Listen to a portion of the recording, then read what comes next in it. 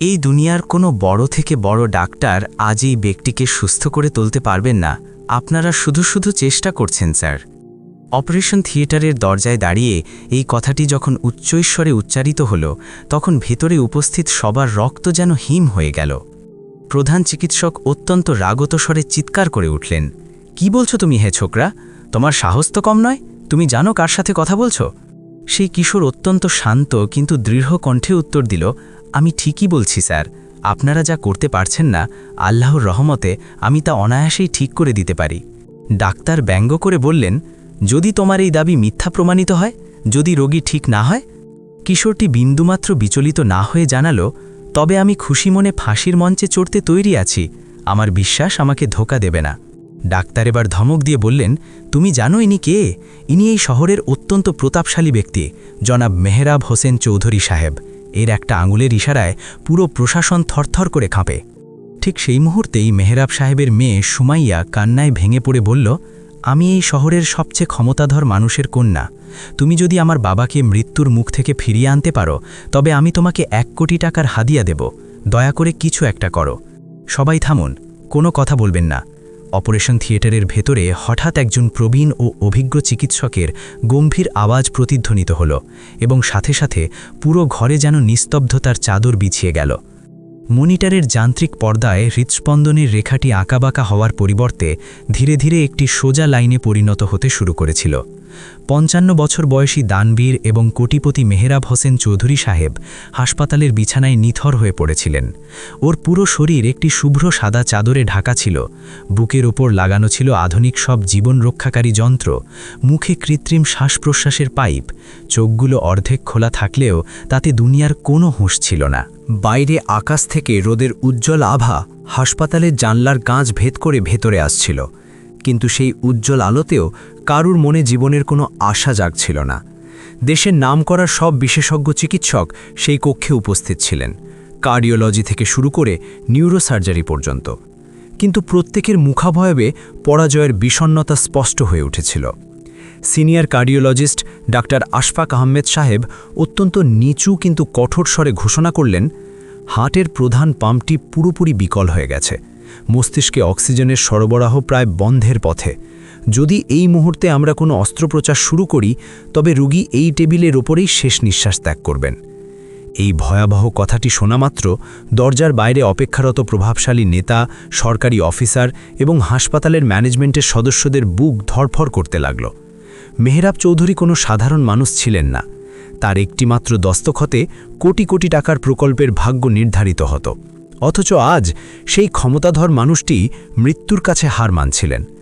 মনিটরের beep beep শব্দগুলো ক্রমেই ধীর ও ক্ষীণ হয়ে আসছিল। এক নার্স আতঙ্কিত স্বরে চিৎকার করে বলল, স্যার, ওর পালস রেট একদম নিচের দিকে নেমে যাচ্ছে। অ্যানেস্থেশিয়া বিশেষজ্ঞ একের পর এক শক্তিশালী ইঞ্জেকশন দিতে থাকলেন, কিন্তু মেহরাব সাহেবের শরীর কোনো সাড়া দিচ্ছিল না। ডাক্তার আশফাক নিজের হ্যান্ড গ্লাভস খুলে হতাশ হয়ে কয়েক কদম পিছিয়ে গিয়ে বললেন, এই অসম্ভব ঝুঁকি নেওয়া আমার পক্ষে সম্ভব নয়। অবস্থা এখন ধরাছোঁয়ার বাইরে চলে গেছে।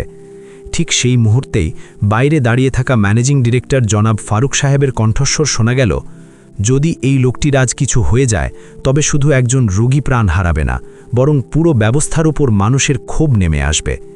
কিন্তু বিশেষজ্ঞরা নির্বাক হয়ে দাঁড়িয়ে রইলেন, কারণ তারা জানতেন যে বিজ্ঞানের ক্ষমতারও একটা নির্দিষ্ট সীমা আছে। তখনই হঠাৎ অপারেশন থিয়েটারের বাইরে প্রচণ্ড শোরগোল ও চিৎকার শোনা গেল। নিরাপত্তারক্ষী উত্তেজিত হয়ে বলছিল, আরে একে আটকান, এই ময়লা কুড়ানো ছেলেটা ভেতরে ঢুকলো কিভাবে? সবার দৃষ্টি যখন দরজার দিকে গেল, তখন সেখানে জীর্ণ পোশাকে এক কিশোরকে দাঁড়িয়ে থাকতে দেখা গেল। ওর নাম ছিল আরিয়ান। বয়স আনুমানিক 14-15 বছর হবে। পরনে ছিল তালি দেওয়া পুরনো জামাকাপড়, পায়ে ফাটা চপ্পল আর কাঁধে ময়লা ফেলার একটি ঝুড়ি।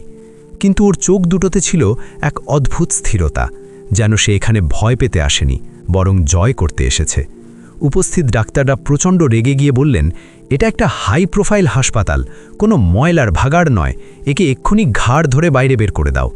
আরিয়ান কারো কোনো তোয়াক্কা না করে সরাসরি কাচের ওপারে মৃত্যুসজ্জায় শায়িত মেহরাব চৌধুরীকে দেখতে লাগল। সে মনিটরের যান্ত্রিক রেখাগুলো খুব নিবিড়ভাবে পর্যবেক্ষণ করছিল, যেন সে শুধু দেখছে না, বরং ভেতরের রহস্য বোঝার চেষ্টা করছে। একজন ডাক্তার বিদ্রূপের হাসি হেসে বললেন, দেখুন কাণ্ড, এখন কি একটা ডাস্টবিন পরিষ্কার করা ছেলেও আমাদের অপারেশন করা শেখাবে? তখনই আরিয়ান প্রথমবার নিজের মুখ খুলল। ওর আওয়াজ খুব ধীর থাকলেও তা পুরো ঘরকে কাঁপিয়ে দেওয়ার মতো যথেষ্ট স্পষ্ট ছিল। সে বলল, আপনারা যদি এখনও হাত গুটিয়ে দাঁড়িয়ে থাকেন তবে এই মানুষটি আগামী 5 মিনিটের মধ্যে মারা যাবেন। পুরো অপারেশন থিয়েটার যেন এক মুহূর্তের জন্য পাথরের মতো জমে গেল। কেউ ভাবতেই পারেনি যে পথের ধারের একটা সামান্য ছেলে এমন অকুতভয় কথা বলতে পারে। ডক্টর আশফাক ক্রুদ্ধ হয়ে জিজ্ঞেস করলেন, মেডিকেল সায়েন্স নিয়ে তোমার জ্ঞান কতটুকু হয়ে ছোকরা?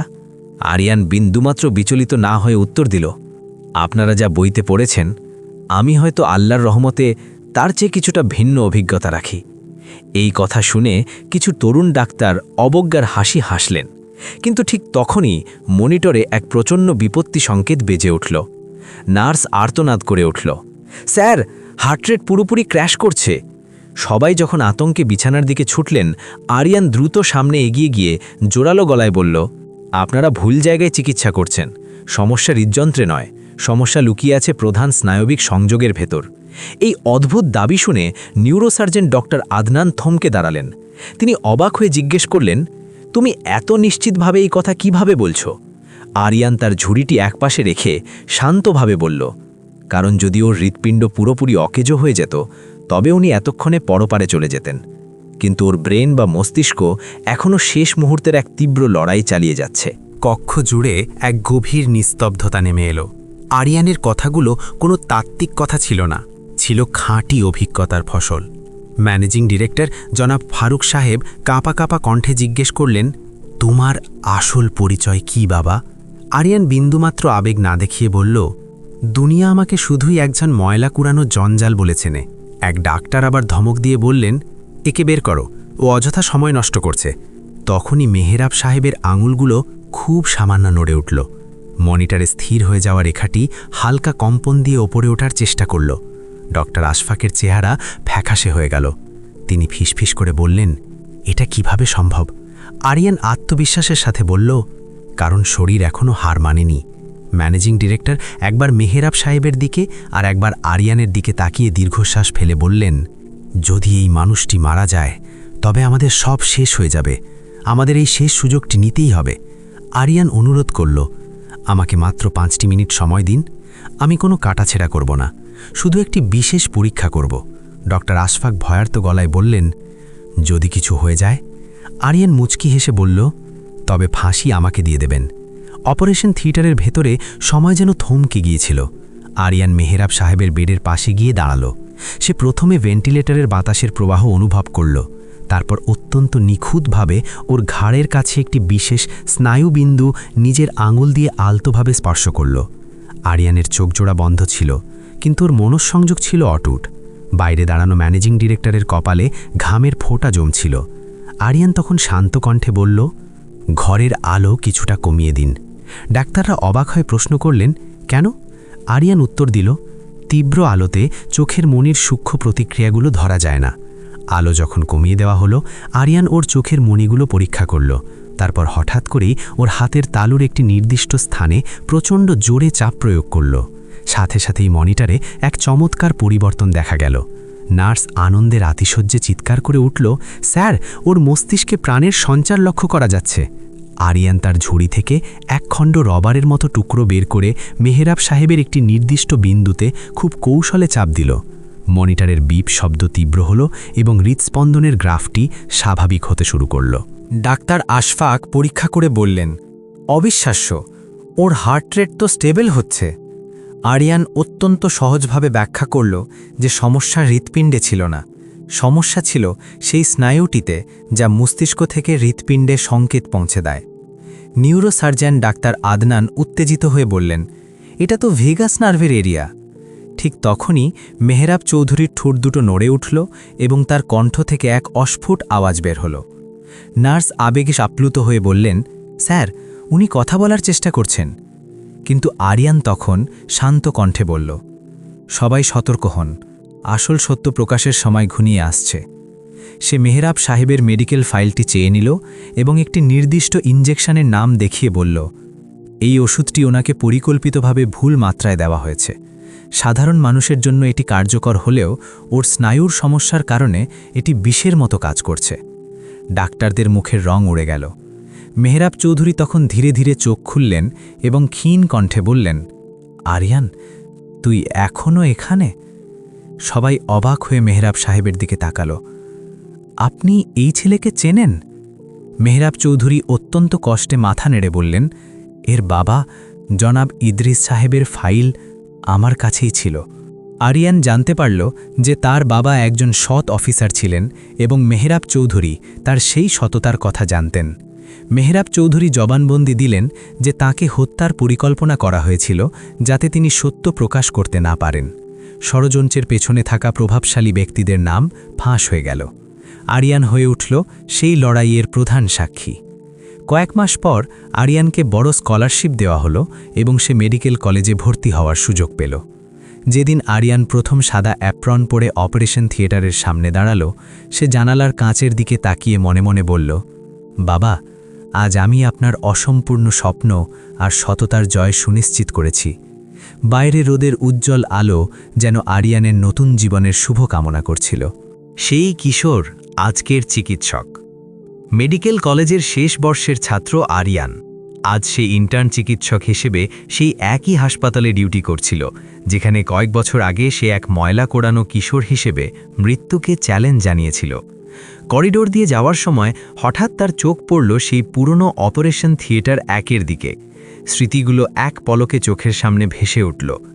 ঠিক তখনই খবর এলো জরুরি বিভাগে এক অসহায় বৃদ্ধাকে আনা হয়েছে যার হার্ট অ্যাটাক হয়েছে এবং কোনো বড় ডাক্তার তাকে স্পর্শ করতে সাহস পাচ্ছেন না, কারণ তার রক্তচাপ বিপজ্জনকভাবে ওঠানামা করছে। আরিয়ান এক মুহূর্ত দেরি না করে সেখানে ছুটে গেল। নার্সরা অবাক হয়ে দেখল আরিয়ান কোনো যন্ত্র ব্যবহার করার আগেই সেই বৃদ্ধার ঘাড়ের একটি নির্দিষ্ট বিন্দুতে আলতো করে চাপ দিল, ঠিক যেভাবে সে মেহরাব চৌধুরীকে বাঁচিয়েছিল। অল্প সময়ের মধ্যেই বৃদ্ধার অবস্থা স্থিতিশীল হয়ে এলো। অপারেশন থিয়েটারের বাইরে মেহরাব চৌধুরী হুইল চেয়ারে বসে এই দৃশ্যটি দেখছিলেন। তিনি মুচকি হেসে আরিয়ানের কাঁধে হাত রেখে বললেন, আরিয়ান, সেদিন তুই শুধু আমাকে বাঁচাসনি, তুই এই শহরের মানুষের বিশ্বাস আর একজন সৎ চিকিৎসকের জন্ম দিয়েছিস। আরিয়ান বিনম্রভাবে উত্তর দিল, সাহেব, জঞ্জাল পরিষ্কার করার কাজটা আমি এখনও ছাড়িনি। আগে রাস্তার জঞ্জাল পরিষ্কার করতাম, আর এখন শরীরের ভেতরে জমে থাকা অসুস্থতার জঞ্জাল পরিষ্কার করার চেষ্টা করছি। বাইরে তখন বিকেলের আকাশ লাল হয়ে উঠেছে। আরিয়ান জানালার কাচের ওপারে আকাশের দিকে তাকিয়ে ভাবল, তার বাবা আজ নিশ্চয়ই জান্নাত থেকে তাকে দেখে হাসছেন, কারণ আরিয়ান এখন শুধু একজন ময়লা কোড়ানো ছেলে নয়, সে এখন হাজারো মানুষের ভরসার আলো। বন্ধুরা, এই অভাবনীয় সাহসের গল্পটি যদি আপনাদের ভালো লেগে থাকে তবে একটি লাইক দিতে ভুলবেন না। আপনার মূল্যবান মন্তব্যটি আমাদের জানান এবং আপনি ঠিক কোথা থেকে আমাদের এই কাহিনীটি উপভোগ করছেন তা লিখে আমাদের অনুপ্রাণিত করুন। সত্যি বলতে কি, আপনাদের এই ভালোবাসা আমাকে আরও অনুপ্রেরণা যোগায়। আর হ্যাঁ, এই গল্পটি আপনার আপনজনদের সাথে বেশি বেশি শেয়ার করুন। ধন্যবাদ।